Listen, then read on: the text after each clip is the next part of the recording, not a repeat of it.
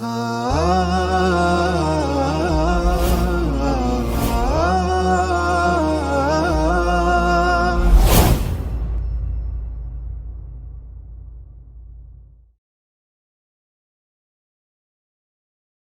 Ibu sekalian, dalam melaksanakan sholat, salah satu perkara yang perlu kita ketahui terlebih dahulu sebelum melaksanakan sholat adalah mengetahui masuknya waktu sholat. Maka kita insya Allah akan kaji bersama tentang waktu sholat. Waktu sholat ternyata Bapak Ibu, ada beberapa jenis waktu sholat. Ada yang dinamakan waktu fadilah, waktu yang utama di dalam melaksanakan sholat. Ada yang dinamakan dengan waktu akhir, waktu batas terakhir melaksanakan sholat. Ada yang dinamakan waktu ikhtiar. Jadi, waktu fadilah yang utama itu di awal waktu, yaitu sekedar cukup adzan, kemudian sholat sunnah, iqamah, lalu sholat wajib tersebut. Nah, ini dinamakan waktu fadilah. Dari sejak waktu fadilah selesai ini, nanti ada yang dinamakan waktu ikhtiar. Waktu boleh. Mau melaksanakan di sini boleh, di pertengahan boleh. Nah, sampai akhir. Nah, sebelum akhir itu ada yang dinamakan dengan waktu pilihan. Ya. Nah, Bapak Ibu sekalian,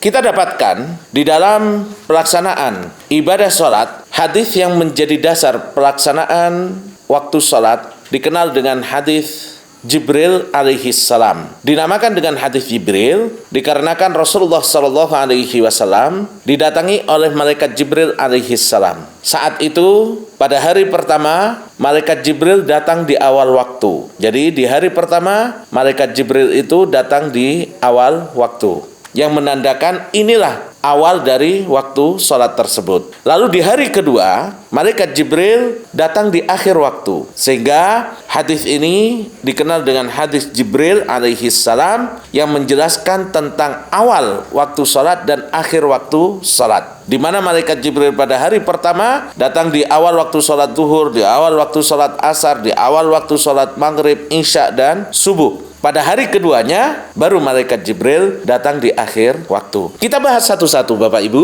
Yang pertama adalah sholat duhur. Sholat duhur dimulai pada saat matahari telah tergelincir. Tergelincir dalam artian matahari itu akan berada di atas kepala kita di tengah hari. Pada saat mulai tergelincir ke arah barat, inilah waktu masuknya waktu sholat duhur. Kemudian, waktu akhir dari sholat duhur, ketika bayangan sesuatu itu berukuran sama dengan aslinya. Tidak seperti bayang-bayang seseorang ketika matahari tergelincir. Jadi misalkan Bapak Ibu sekalian, kita punya bambu atau tongkat. Nah, tengah hari kita bisa lihat, pas tengah hari, tongkat ini tidak akan ada bayangannya. Begitu matahari tergelincir, maka dia akan ada bayangan sedikit. Ini awal waktu sholat duhur. Nah, pada saat bayangan benda ini, tongkat tadi, sama tingginya, sama panjangnya, dengan tongkat itu, maka ini akhir waktu sholat duhur.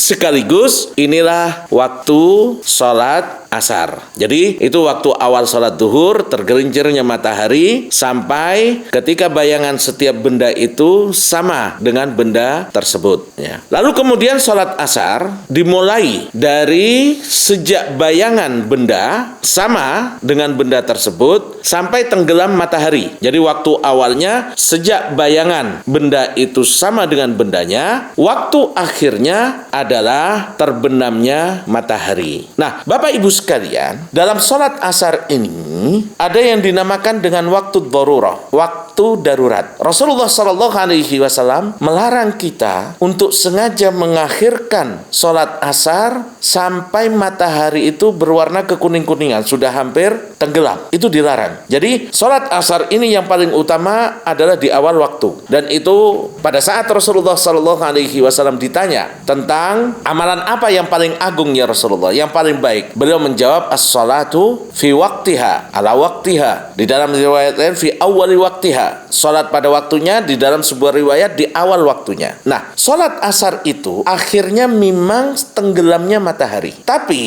dari sejak awal waktu asar sampai bayangan itu 2 kali lipat daripada panjangnya maka ini dinamakan waktu ikhtiar atau waktu pilihan. Nah, dari waktu pilihan ini ya, jadi matahari sudah kemerah-merahan itu sampai tenggelamnya matahari, ini dinamakan dengan waktu darurat. Waktu darurat itu waktu yang dibolehkan untuk sholat bagi orang yang sakit atau orang yang dalam keadaan musafir. Jadi Bapak Ibu sekalian, kalau kita nggak sakit, kita tidak musafir, kalau matahari sampai udah merah-merah itu, nggak boleh kita sholat di waktu itu. Dan Rasulullah SAW menyatakan, itulah salah satu tanda orang yang munafik. Dalam riwayat lain beliau mengatakan, antah batu a'malukum. Jadi dikhawatirkan orang yang sengaja menunda-nunda sholat asar sampai melaksanakannya di akhir waktu, walaupun belum tenggelam, tapi sudah kemerah-merahan, sudah hampir sunset misalkan, ini bagi mereka yang nggak sakit, tidak dalam keadaan musafir, hukumnya dilarang untuk melaksanakan sholat asar ketika matahari sudah mulai kemerah-merahan.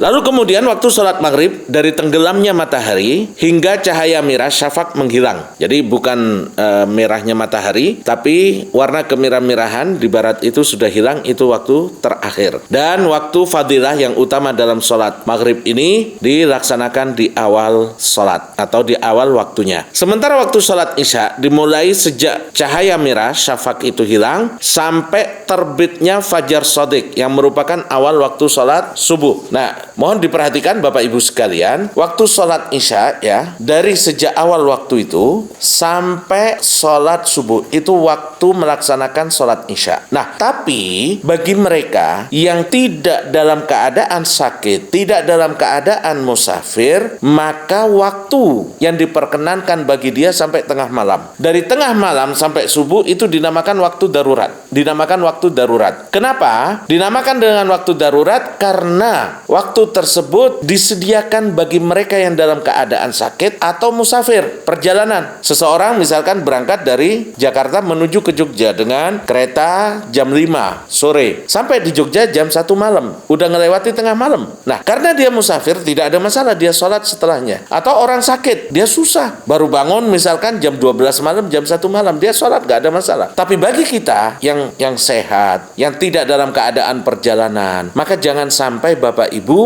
melaksanakan sholat isya melebihi tengah malam, karena itu waktu darurat yang disediakan bagi mereka yang sakit atau musafir. Kalau kita di rumah dalam keadaan sehat, maka jangan sampai melewati tengah malam. Adapun sholat subuh dimulai dari terbitnya fajar shadiq yang bertepatan dengan diharamkannya untuk makan dan minum bagi orang yang puasa sampai terbit matahari. Nah, ini waktu awal dan waktu akhir sholat subuh, dan dianjurkan agar kita sholat sebelum matahari mulai menguning. Jadi sebelum matahari terbit itu kuning terlebih dahulu. Kalau dalam ibadah haji, Rasulullah SAW tanggal 10 Dzulhijjah beliau itu sholat subuh di Musdalifah, lalu kemudian beliau berdoa dengan sangat-sangat khusyuk sekali sampai terbit kekuning-kuningan di timur. Belum terbit matahari, kekuning-kuningan. Baru beliau melanjutkan perjalanannya menuju ke Mina. Nah, ini beliau meninggalkan Musdalifah itu ketika mulai ada warna kuning di timur tapi belum terbit matahari. Nah, sebaiknya Bapak Ibu jangan sampai sholat setelah warna kuning ini terbit. Usahakan sholat subuhnya sebelum warna kekuningan di timur itu terbit, kita sudah selesai melaksanakan sholat subuh kita.